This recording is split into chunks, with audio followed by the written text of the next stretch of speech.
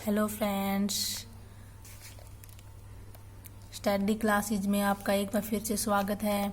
आज मैं आप लोगों को बताऊंगी कि लेसन प्लान कैसे बनाया जाता है। जो है हमारा टॉपिक संधि व्यवस्था का और ये है 20 मिनट का। इससे पहले भी मैं वीडियो अपलोड कर चुकी हूँ, उसमें मैंने आप लोगों को बताया था कि कैसे बनाया जाता है। जो हमारा टॉपिक था संज्ञा के बारे में और आज हमारा है संधि व्यवस्था के बारे में। तो चलिए शुरू करते हैं। सबसे पहले हम लिखेंगे सहायक सामग्री। सहायक सामग्री में लिख देंगे चाक, बोर्ड, संकेतक, पुस्तक आदि। आई होप आपको क्लियर दिख रहा होगा। उसके बाद लिखेंगे विशिष्ट सामग्री, संधि व्यवस्था का चार्ट बनाना, ठीक है। और उसके बाद हमारा पॉइंट आएगा सामान्य उद्देश्य। सामान्य उद्देश्य में हम लिखेंगे बच्चों की भाषा के शुद्ध पढ़ना लिखना सिखाना और बच्चों के शब्दकोश में वृद्धि करना, बच्चों को हिंदी के प्रति रुचि पैदा कराना। या फिर हम जैसे हमने छात्र लिख रखा है, आप बच्चे भी लिख सकते हैं या फिर छात्र लिख सकते हैं, जो भी लिखेंगे वो सही होगा। छात्रों को व्याकरण तथा शुद्ध भाषा का ज्ञान कराना। उसके बाद अगला हमारा पॉइंट है विशिष्ट सामग्री। छात्र संधि व्यवस्था का प्रत्याविज्ञान कर सकेंगे और छात्र संधि व्यवस्था का प्रत्यास्मरण कर सकेंगे। छात्र सामाजिक जीवन में इसका महत्व बता सकेंगे और छात्र विषय वस्तु को सुसम्मत रूप से लिख सकेंगे। यहाँ तक हमारा क्लियर हो गया है। आगे हम पेज में लिखेंगे।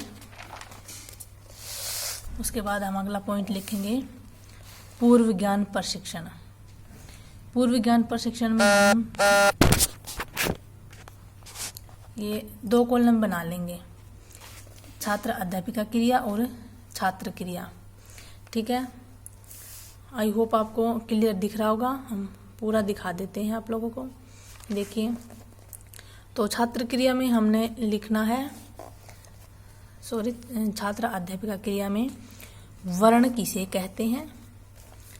तो छात्र कहेंगे भाषा की लघुत्तम इकाई को वर्ण कहा जाता है। आवाज़ या कंपन जो हमें अपने कानों में सुनाई देती है वो ध्वनि होती है, ठीक है। और 2 ध्वनियों के मिलने से होने वाले परिवर्तन को क्या कहते हैं? संधि, ठीक है। उसके बाद हम लिख देंगे प्रस्तावना। प्रस्तावना में हम लिखेंगे बच्चों, आज हम संधि व्यवस्था के बारे में पढ़ेंगे, सभी बच्चे ध्यानपूर्वक सुनेंगे, ठीक है। उसके बाद आगे हम लिखेंगे 4 कॉलम बना देंगे, शिक्षण बिंदु, छात्र अध्यापिका क्रिया, छात्र क्रिया और चाक बोर्ड क्रिया।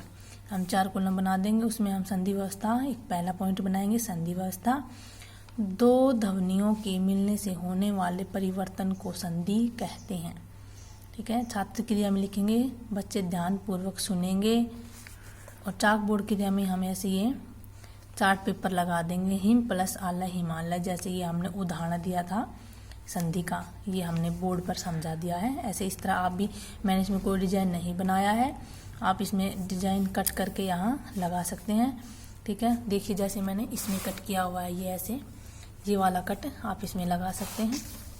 उसके बाद संधि के भेद, ये पॉइंट लिख देंगे और आगे हम लिखेंगे शिक्षण बिंदु। वही जैसे हम अगला पेज स्टार्ट करेंगे तो उससे पहले हम ये शिक्षण बिंदु, छात्र अध्यापिका क्रिया, छात्र क्रिया, चाक बोर्ड क्रिया ये जरूर लिखेंगे।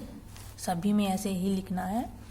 तो उसके जो भेद हैं वो स्वर संधि, व्यंजन संधि और विसर्ग संधि, ठीक है। उनको डिटेल में लिख देंगे। स्वर संधि को हमने डिटेल में लिख दिया है।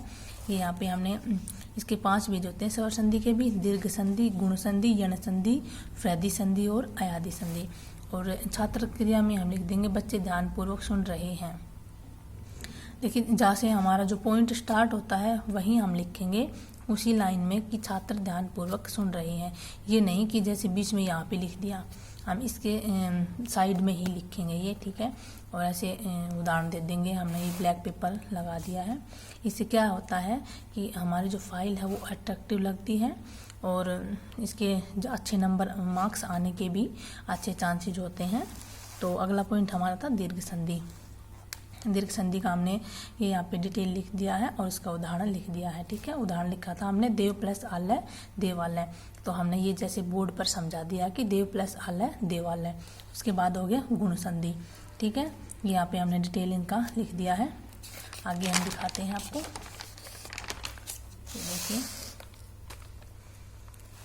देखिए जैसे हमने इस आगे पेज में फिर से लिख दिया है, शिक्षण बिंदु, छात्र अध्यापिका क्रिया, छात्र क्रिया और चाक बोर्ड क्रिया।